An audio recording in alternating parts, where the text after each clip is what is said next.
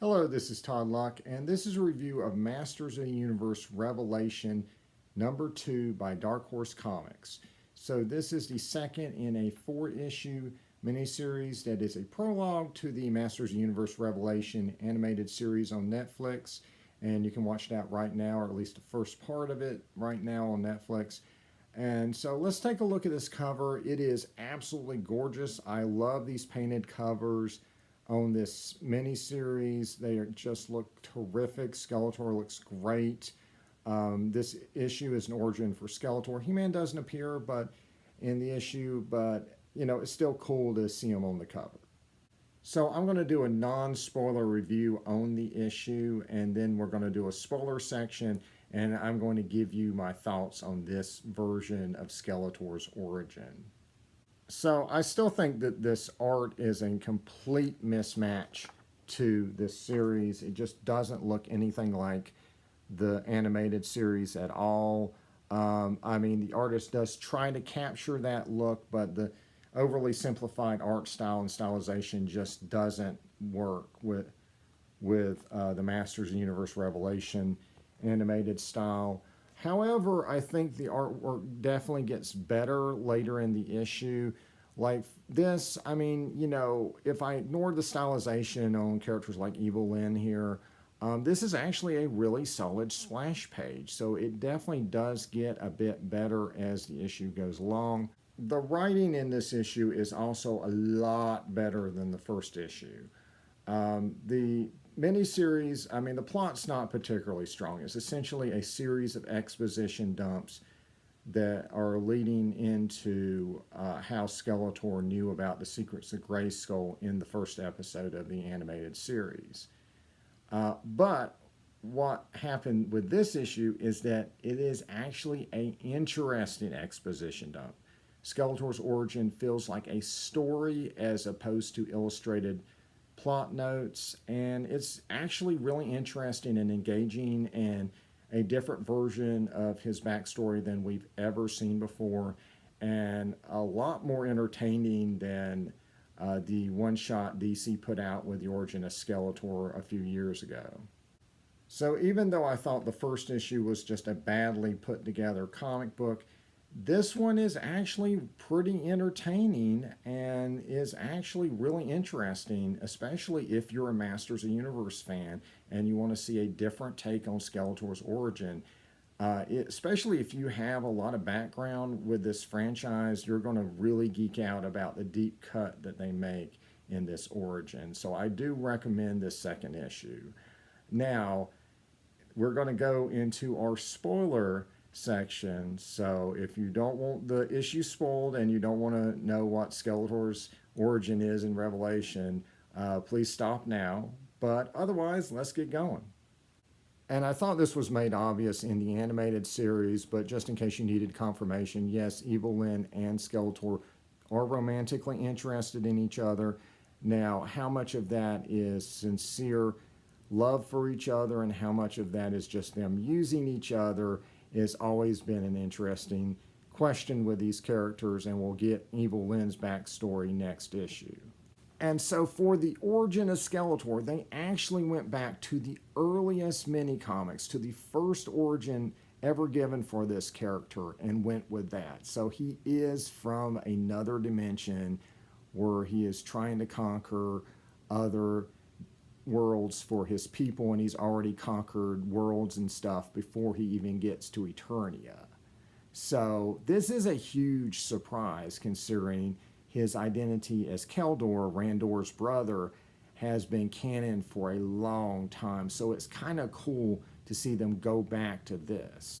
And even more wild, they work in Hordak and the Evil Horde into this origin. He is Hordak's apprentice in this origin. And we actually get to see the Evil Horde. I assume that this is probably just something only for this miniseries. I don't think they're going to appear in the animated series. One thing to note that is different from Filmation is that Modulok is here, and this is set in the far, far past.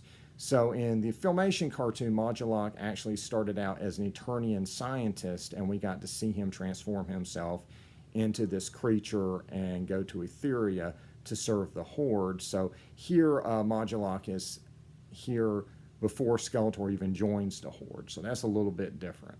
Hordak does teach him magic, and the origin of his Havoc staff is that these creatures enslaved and oppressed his people, and so he chopped off one of their heads and put it on his staff that he uses for his magic. But none of that is the craziest thing in this origin. So the craziest, most off-the-wall thing is that Skeletor is actually a hero to his people. He actually frees them from the oppressors originally, and he actually has a wife and child. And so his motivation to try to get power is that he wants to bring his wife and child back from the dead. Hordak brings his child back from the dead, his baby. So he has his son out there somewhere, which is kind of interesting, but refuses to bring his wife back. And that's why, according to this issue, Skeletor wants the powers of Grayskull to bring his wife back from the dead. Now, does any of this actually matter with the animated series? I don't know. I wouldn't bet one way or the other that this backstory will actually show up in the Masters of the Universe Revelation Part 2. The first issue was completely throwaway backstory, but the first issue was only involving the Power Sword, King Grayskull, and Hero. And, you know, King Grayskull and Hero only appeared on screen for maybe like a couple seconds, right? This is the origin of frickin' Skeletor in the series. And if he gets a hold of the power of Grayskull for real, then this probably will come up. And, you know, how it integrates in with the, you know, crazy, you know, power-hungry Skeletor that they've been showing, you know, as wonderfully portrayed by Mark Hamill, it just depends on how well they can pull it off in the animated series. I think they probably could. I think they probably could go for, you know, that type of complexity. You know, the writing and the acting and directing just seem to be that good, you know. Even here, you know, Evil Lynn doesn't even buy it when he tells her this origin. You know, she thinks he's just making it up. And it is shown as something being very unexpected, you know, that they think that he is just this power-hungry madman. And that but, you know, that's just kind of a front that for his real motivation that he wants the power to bring back his wife. And if this origin doesn't play a role in Part 2 of Revelation, I honestly wouldn't mind seeing something like this played up someplace else, like maybe in the Masters of the Universe movie. I think it's actually kind of interesting to give Skeletor an identifiable, somewhat noble reason for wanting all that power. I think, you know, bringing your wife back from the dead is a very understandable motivation that would drive people to do a lot of evil stuff. I understand, yes, that was basically Anakin's motivation in episode 3, but it works, and that's why you use stuff like that. So I actually really like this origin for Skeletor. Again, it's a origin. You know, the next time we see him in the next animated series or the next version of him in a comic book, he'll have a completely different origin. And of course, if you look at the toys, you know, his origin is that he was Keldor, King Randor's brother. But it's always cool to see alternate versions of these characters and to get, you know, different stories and backstories for them. And one interesting tidbit from the first issue that I neglected to mention in my review of it was that there is a scene towards the end where time-traveling He-Man talks to King Grayskull briefly, and King Grayskull had a son named Dare who died during this story that He-Man's able to see, and he tells King Grayskull that the name of his son, Dare, will live on. And I didn't mention this because it just seemed like kind of a lame throwaway line that refers to the Masters of the Universe bios where the son of He-Man is named Dare.